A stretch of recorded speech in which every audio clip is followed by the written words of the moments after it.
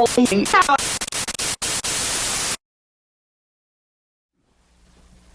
I'm Dr. Jen the Vet, a board-certified veterinary specialist. And I'm Dr. Jason Chatfield. And this is Rebel Vet TV.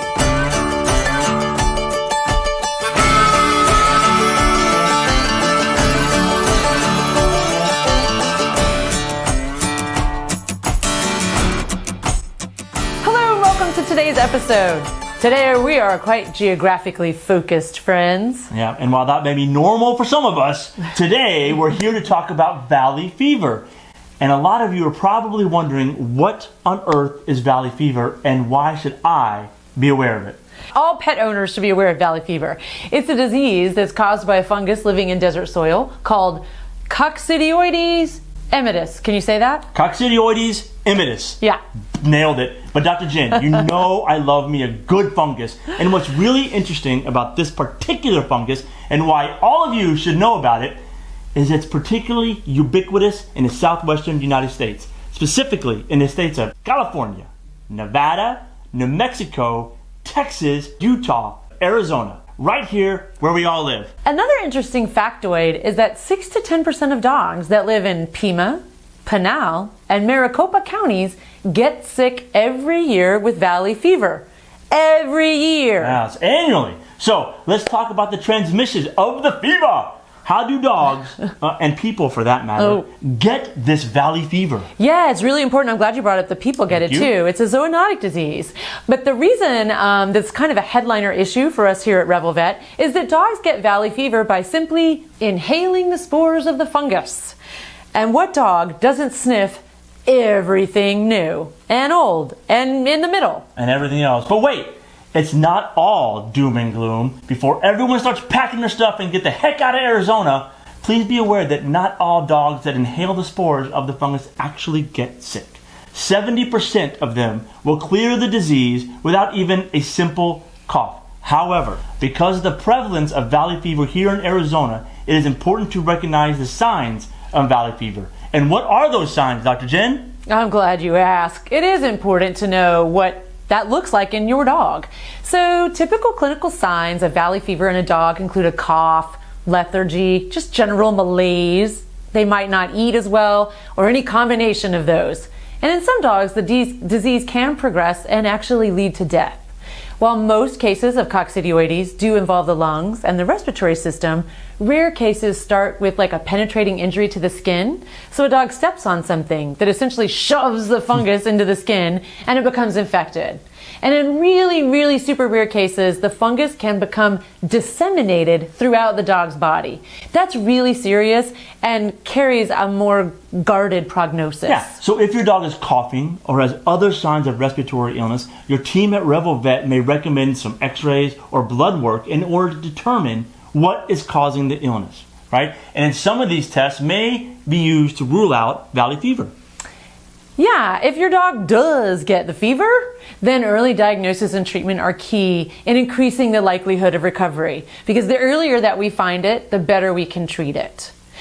Antifungal medications are actually much more effective prior to the dissemination or spread of the fungus within the body. And valley fever is one of the reasons that it's important to monitor your dog. Share any information about coughing or anything else abnormal with your veterinary team at Rebel Vet. Yeah, even though no vaccine is currently available, you can help lower the risk of your dog inhaling the spores of the valley fever fungus. Yeah, there's a lot of things you can do. You don't have to put like a cover over their sniffer. That'd be hard. You can just avoid activities that generate dust that might provide an opportunity for them to inhale the spore. So reduce digging behavior from your dogs, prevent sniffing in rat holes, and keep dogs indoors more than outdoors when it's dustiest. Treating the soil is currently not practical, as the fungus lives in spotty areas and actually can live up to 12 inches deep in the ground. That's pretty deep. And that does sound like some interesting yard work. Dr. Jen, that's your favorite, right? Yard work? I do like a good yard work. Yeah, well, some other interesting things that you can do or consider doing is installing some ground cover in your yard that, again, reduces the dust. Grass, deep gravel, or other dust-controlling cover. So I'm wondering, who else can get valley fever? Does this fungus discriminate? Is it just dogs? People? Wait, can dogs give it to people? Yeah, okay, calm down. Just Sorry. take a minute, slow your roll, Dr. Jason. First of all, of course, other animals can get valley fever infections. Oh yeah? Like what other animals? Well, other animals maybe that use their nose to see the world.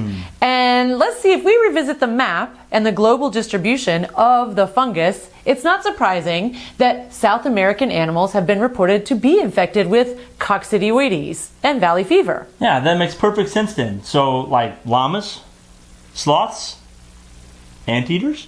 I mean, I'm sure all of those are actually possible, but the South American camelids, like the llamas, have been reported with valley fever infections. Also, coccidioides infections have been reported in cougars, coyotes, 9-banded armadillos, some desert rodents, sea otters, stay with me, a bottlenose dolphin, a koala, wait for it, and bats. Well, I don't really understand the dolphin, but no birds. It's like the first respiratory infection ever to not include birds. Yeah, well, okay, look, so in all honesty, there were some chickens that were suspicious, but birds largely sit this one out. All right. Well, another piece of good news about valley fever is your dog cannot give it to you, right? Oh, no, they cannot. Now, do not hear this as a challenge, though. No. Don't try to get it from your dog. But in all seriousness, transmission of valley fever from a dog to a person has not yet been reported. So remain calm, dog people. Yeah, and there's more good news. If you've had it before, you're probably immune to reinfection. Valley fever. Yeah, valley fever is caused by a fungal infection transmitted by spores that are typically inhaled. The fungus lives here in the desert of all the southwestern United States. No vaccine available, but some steps can be taken to decrease your dog's exposure. Yeah, right. And this is where those lifestyle avatars come into play here at Revel Vet. Those outdoor adventurers, they're more likely to be exposed to coccidioides than the indoor pampered pooches, right? You see? Yep, and that actually underscores the importance of communicating openly, honestly, and most completely with our Revel Vet team about your dog's activities. Yeah, if you have questions or specific concerns about your dog's risk of contracting valley fever, or really any other disease, ask your Revel Vet team today about your dog's lifestyle and how that impacts their risk. Yeah. Don't hold a helpful thought in your head, friends. Share it with us. Yeah, and thanks for joining us today. And remember, you may think you won the lottery because you have the best dog ever. But we know that to them, You're the best human ever.